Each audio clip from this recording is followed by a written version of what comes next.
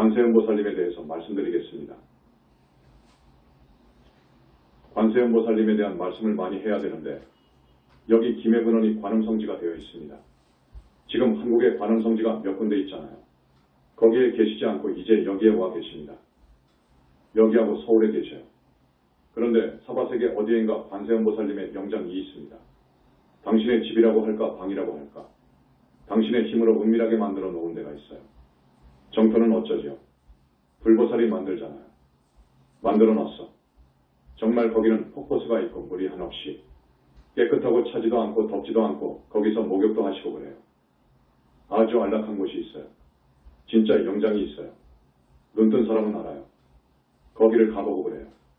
초청도 하고 그래요. 그건 영장이고 관세음보살님의 주처가 있다고요. 옛날에는 저기 강화보문사지요. 낙산사 홍련암하고 남해 보리암이라고 하지요. 그건 맞아요. 가끔 가시니까. 그러나 지금은 주로 현지사에 계시고 여기 부산에 계시고 서울에 계셔요. 본부는 서방극락세계 아미타 부처님의 좌보처로 계십니다. 그러나 사바세계에 오실 때에는 주로 사바세계에서 중생고지 하시는데요. 연화부는 백이관음이 옵시다. 백이관음.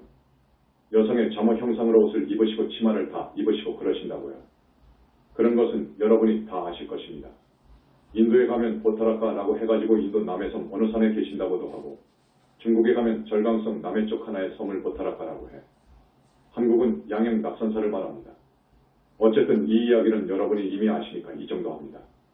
오늘 말씀드리고 싶은 것은 어느 정도 시간이 흘렀기 때문에 천수천안이라고도 하고 또 무슨 84,000사카라수 84,000 모다라비 84,000 청정포모 막 하잖아요. 능엄경 권육에서 관세음보살님은 묘사한 대목이다. 사카라는 개뼈로 금강인보를 말하고 모다라는 머리로 수인 보목은 부사이한 힘을 갖춘 불안을 말한다. 84,000의 금강머리 8.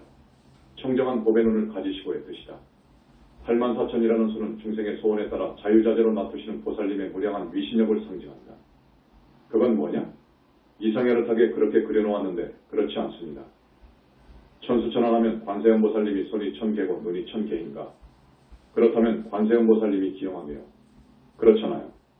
무슨 손이 1000이고 눈이 1000이면 그 사람이 그게 뭡니까? 부처님은 그렇지 않아요. 한없이 예쁘고 한없이 거룩하시거든요. 그것은 부처님의 힘과 능력과 지혜를 상징한 거예요. 손이 1000개인가? 아닙니다. 부처님도 손이 2개예요. 그렇게 아십시오. 손이 1000이고 눈이 1000이 아니다는 것을 아십시오. 그 다음에 32응신. 여러분 32응신이 나오잖아요. 관음경이나 능엄경을 보면 32응신이 나옵니다. 자, 관세음보살님은요. 무량겁 전에 불과를 이루셨거든요. 불명이 정법명왕이라고 하지요. 정법명왕불이에요. 그래서 당신 몸뚱이 보신 은 앞에서 말씀드린 백정호색과 무량억정광으로 이루어져 있다고요. 그것 때문에 32응신도 하고 13호회력이 나오고 사부사의덕이 나오는 거예요. 모든 붓다는 그런 능력이 있어요. 있는데 특별히 관세음보살님은 이 사바세계 중생들이 너무 불쌍하고 그래도 구해놓으면 정말로 제목이 되겠고 해서 주로 사바세상에서 뜁니다. 지장보살님하고요. 문수보현도요. 관세음보살님은 아주 자비하신 것도 사실이고 소망을 다 들어줄 수 있는 힘이 있어요. 부처님은 무슨 소원이든지 들어줄 수 있는 힘이 있어요. 그래서 이 보살들 중에서도 서방정토 극락세계 보살들이 관세음보살을 많이 염하고 소원을 여쭈면 들어준다고요. 그러면 저 정토의 보살님들의 소망은 뭔 줄 압니까? 얼른 약사정토 가는 것, 얼른 붓다 이루는 것이 소망이잖아요. 그런 힘을 줘요. 그래서 관음경이나 능엄경을 보면 부처 될 사람한테는 부처의 몸으로 나타나가지고 현신해가지고 설법하고 그러잖아요. 독각이나 영각이 될 사람한테는 독각이나 영각으로 성문이 될 사람한테는 성문으로 그런데 이 능엄경에서 해설하고 있는 독각, 연각, 벽지부는 같은 말이에요. 이 도인은 부처님 없는 세상에 와서 스승 없이 도를 이룬 분입니다. 그러니까 스승 없이 사성제 12인연을 철저히 관해서 번뇌에서 벗어나버린 도인이 된 것을 독각이라고도 연각이라고도 그래. 성문은 부처님 당시에 부처님 말씀을 듣고 수행을 해서 깨달아가지고 공부 더해서 아라한과를 이룬 분을 성문이라고 합니다. 그러니까 이 독각이나 성문들이나 모두 관세음보살님을 염하면 그 사람이 원하는 대로 해줄 수 있는 힘이 있다 그거예요. 그거 알아야 됩니다. 제석의 몸으로도 놔두어서 법문하고 자재천왕의 몸으로 놔두어서 대자재천왕의 몸으로 하늘 대장군의 몸으로 놔두어서 쭉 있잖아요. 그렇게 놔두어요. 얼마든지 할 수 있어요. 몸을 자유자재로 변화할 수 있다 그거예요. 그런데 천마도 그럽니다. 천마도요. 관세음보살님은 불벌을 징한 어른이기 때문에 그런다 치고 이 하늘에 있는 외도 마구니들도 불보살의 모습으로 마구 변한다고요. 변한다고요. 그러니까 이 선불교에서는 그건 알아요. 그건 아는데 부처님이 계신다고 하면 저놈은 천마에 속았구나. 그래, 아셨어요? 천마가 있습니다. 아주 못된 마군이에요. 하늘사람은 하늘사람인데 못된 마군이라고요. 남이 잘된 꼴을 못 본다고요. 이런 마구니가 있어요. 그런데 변화에 능한, 그런 변화술에 능하다고요. 우리 현지사 터에 그런 하늘신이 와서 진을 치고 있었다니까요. 내 책에 조곡받는 일이 나올 거예요. 그것들은 하늘신이기 때문에 하늘신 중에서도 저급한 하늘신입니다. 이것 정말로 지옥감인데 어떻게 지금 묘하게 끼어 있어요. 변화하기 때문에 다릅니다, 여러분. 눈만 봐도 달라요. 수행승들의 눈은 막잖아요. 자애스럽고 좋잖아요. 저 마구니들은 딱 변화에도 살기가 있어요. 저 하늘신만 그런 줄 압니까? 망냥신, 이매망냥도 얼마든지 신통해요. 구렁이 뱀 등 오래 산 놈이 비명에 죽으면 망냥신이라고 해요. 망냥신이 사람 몸속에 빙의도 되지 않습니까? 망냥신이 여자의 몸으로 확 둔갑해가지고 아주 요염한 자태로 수행승 앞으로 옵니다. 와가지고 내가 당신한테 무엇을 도와주면 되겠습니까? 나는 무엇이든지 할 수 있습니다. 라고 한다니까요. 그러면 쫓아버려야 돼요. 딱 보면 아니까요. 그것은 불보살님하고 다릅니다. 백천만 배의 차이, 아니 하늘 땅 차이도 더 돼요. 그냥 아는 거예요. 다 쫓아버리면 죽으라고 도망가 버리죠. 불보살이 그럽니까? 불보살이 도망갑니까? 거지하고 왕의 차이보다 더 돼요. 내 책에는 그것을 그렇게 구분하도록 써놨습니다. 그렇다고요. 사왕천의 몸으로 그리고 소왕 장자거사 재반 바람은 비구 비군이 우바세 우바인 몸으로 나투어서 법문한다고 했잖아요. 그런 사람들이 소망을 간절하게 소원을 품고 관세음보살님을 찾으면 그 원을 들어준다 그거예요. 여기 인왕의 몸, 소왕이라고 했어요. 소왕의 몸으로 나투어가지고 설법해서 그 원을 들어준다고 했어요. 대통령 될 사람, 국회의원 하고 싶은 사람 등은 관세음보살님을 염해야 돼요. 들어줘요. 그런데 이 관세음보살님은 이렇게 방편을 써가지고 뭐 하려고 그러는 줄 압니까? 정법문중으로 들어오게끔 하려는 거예요. 그 사람을 제도하려고 하는 거예요.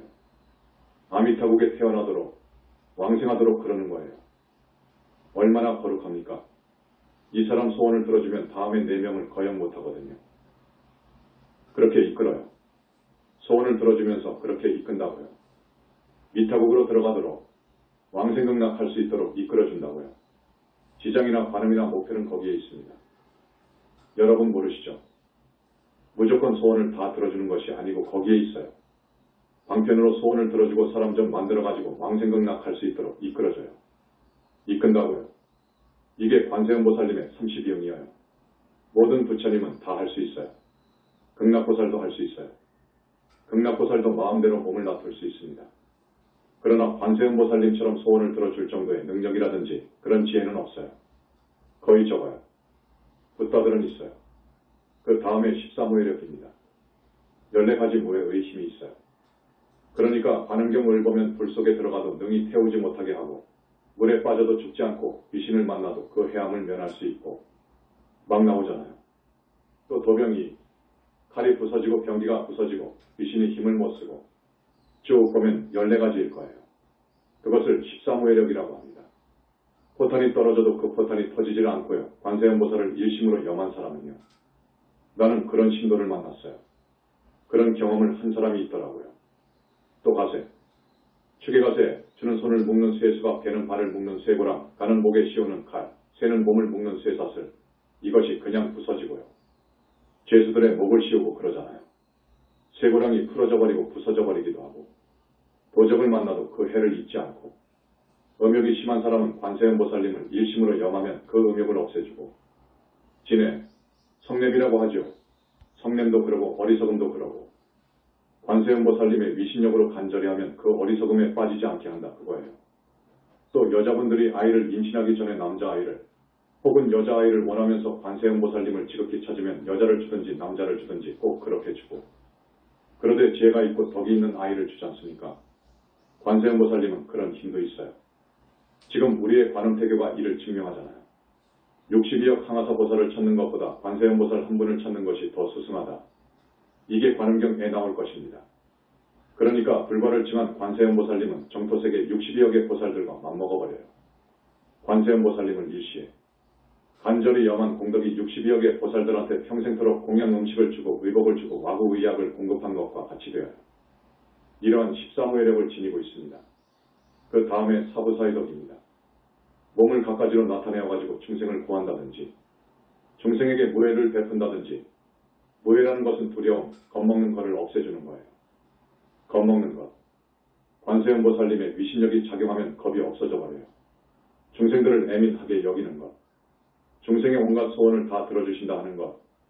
중생들이 간탐 버리고 관세음보살님을 찾으면 간탐심이 없어지고 이게 4가지 부사의 덕이에요. 이렇게 아시고 이런 관세음보살님을 많이 염하시라 그거예요. 진짜로 계시니까요. 계셔요. 선불교에서는 무슨 놈의 관세음보살이 있어. 그 사람의 마음속 자비가 관세음이지. 이렇게도 말합니다. 또 관세음보살님을 칭견했다고 하는 글을 보면 이것은 화연이지. 변화심이지. 자, 여러분. 근본 본체가 없으면 변화심이 나옵니까? 생각해봐요. 근본 본체가 있어가지고 변화심이 나오는 거예요. 관세음보살님의 13호의력하고 사부사의덕은 부처님의 소위 심력사무소의 삼령주 대자대비라고 하는 18불공법하고는 다릅니다. 항상 관세음보살님을 잊지 않고 염하십시오.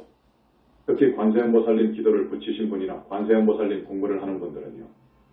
오늘은 부처님의 정각의 내용과 그 수행승들의 깨달음의 차이에 대해서 조금 이야기를 했습니다. 깨달아가지고 아라한이 되고 쭉 올라갈수록 자비가 있습니다. 올라갈수록 이제 지에 자비가 갖춰집니다. 이제 보살행이 나오는 거예요. 보살행. 그거 아주 대단히 중요합니다. 보살심이 있어야 됩니다.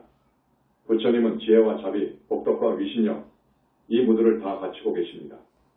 자, 그러한 엄청난 부처님이 현지사에 와 계신다 그 말이에요. 지금 학자들이 부처님이나 깨달은 사람이나 모두를 묶어가지고 똑같은 반열에 놓고 보는데 이것은 큰 업이라는 것. 부처님을 모독한 말이라고 하고 싶습니다. 깨달은 성자들 해놓고는 그냥 예수도 부처님도 자기도 똑같은 반열에 놓더라고요. 수행승들의 깨달은 경지와 부처님의 정각의 내용은 하늘 땅 차이도 더 납니다. 여러분. 이 다음 대전 법회 때 계를 주려고 합니다. 여러분. 계를 받아야 참된 불자가 될 수 있습니다.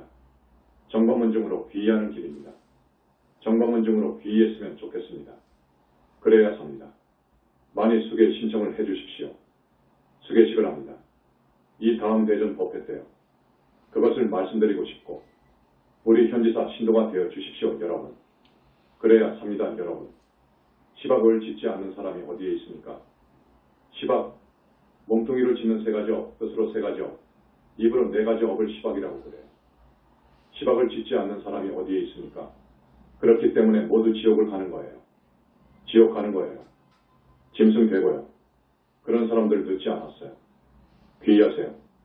부처님의 그 무량억 정막으로 자기가 과거생에 금생에 와서 지은 업장을 씻어줘야 됩니다. 씻어주면 됩니다. 그러면 씻겨나간 부분에 대한 소위 과거는 없어요. 엄청난 이야기예요. 오늘 처음 오신 분, 부처님 칭명연부를 하겠습니다. 나무 영산불멸 흑수상전시아본사 고원실성 석가모니불 천상천하무역을 시방세계 영무비 세간소유화징견 일체무유역을자 고아일신 기명정례. 스님은 이런 법문을요. 많은 사람들이 들어가지고 연불정법으로 들어오기를 굉장히 바라거든요. 꼭 900명, 1000명이고 이를 넘지를 않아. 한 사람씩 모셔오라고 해도. 여러분, 한 사람씩 지옥에 갈 결코 떨어질 수밖에 없습니다. 시박 짓지 않은 사람이 어디에 있습니까? 오계를 범하지 않는 사람이 어디에 있습니까? 스님들도 거의 없어요. 다 가는 거예요.